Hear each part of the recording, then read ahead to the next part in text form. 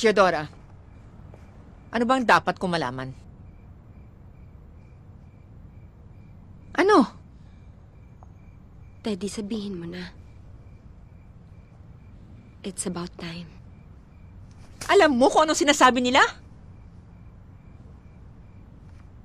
Last year pa namin alam, Ma. Last year pa?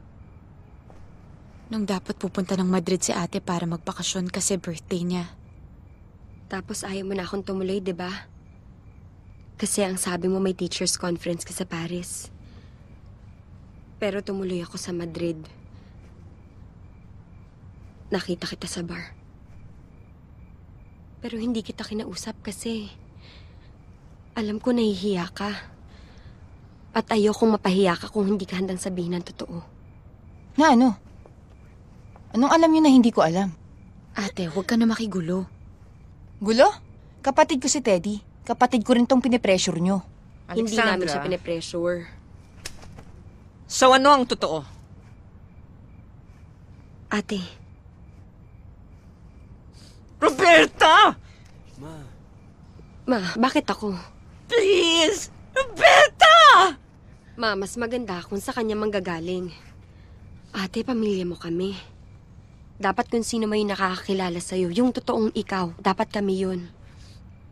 Habang buhay ka na lang ba magsisinungaling sa amin? Akala mo ba, Bobby, madali sa akin to? Kaya nga sabihin mo na para hindi ka na nahihirapan.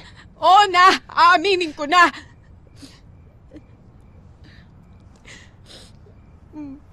Ma. Ma, I'm sorry.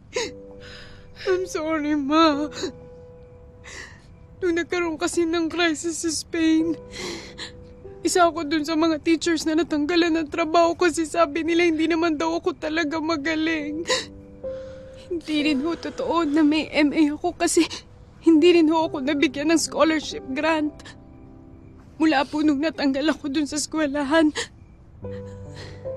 nag-double job po ako para kumita ng pera para may maipadala sa inyo. Nag-waitress po ako dun sa bar na nakita ko ni Bobby.